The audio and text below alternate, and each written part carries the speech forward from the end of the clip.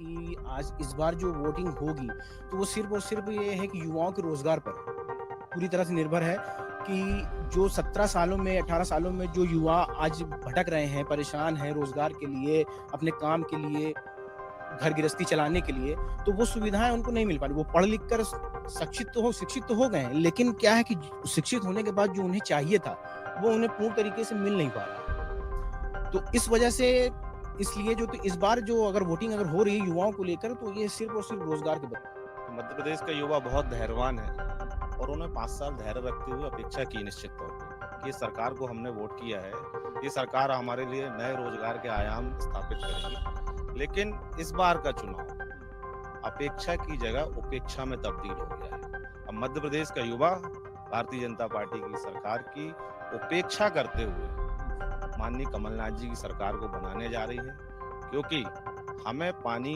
और रोटी को पलटाते रहना चाहिए, पानी बदलते रहना चाहिए, फिल्टर का हो चाहे टंकी का हो, और रोटी भी हो चाहे पलटाती। इन्हीं के आदरणीय नेता अटल बिहारी वाजपेयी जी का कहना था, रोटी पलटाते रहिए नहीं तो जल जाएगी।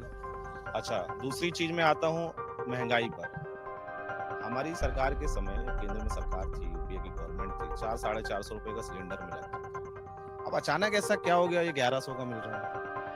अब चुनावी मौसम आया, चुनावी दौर आया, अब मध्य प्रदेश की जनता से वोट चाहिए, तो लाडली बहना योजना के साथ अटैचमेंट कर दिया कि आपको 500 रुपए में सिलेंडर देंगे। बेवजह लोगों को उलझाने का काम। अब लोगों ने लाइन लगा ली वहां पर गैस एजेंसियों में।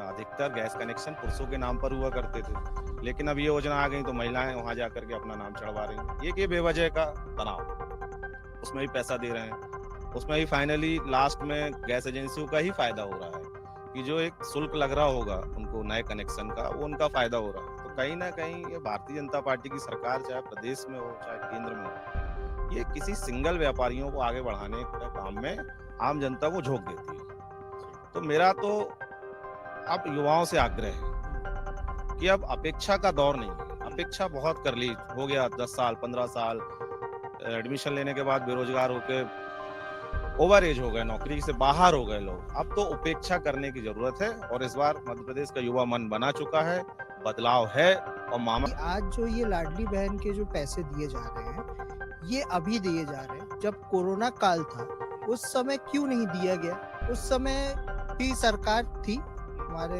मुख्यमंत्री साहब थे, तो क्या उन्हें उस समय ध्यान नहीं था कि हमारी बहनें इस समय लाचार है, उनके घर में खराब स्थिति है, तो हम 1000 नहीं 500 भी अगर देते तो भी एक बहुत बड़ी मदद होती थी। लेकिन जितनी चीज़ें आप देखिए, जितनी योजनाएँ आप देखिए, ये सारी योजनाओं चुनाव के पहले-पहले आ गया है। अब आप ये बोलोगे कि 60 साल में ये नहीं हुआ, तो हमको भी समय चाहिए। तो भैया पहले जो हो गया है, उसी को अगर आपको करना है, तो जनता ने आपको चुना क्यों था?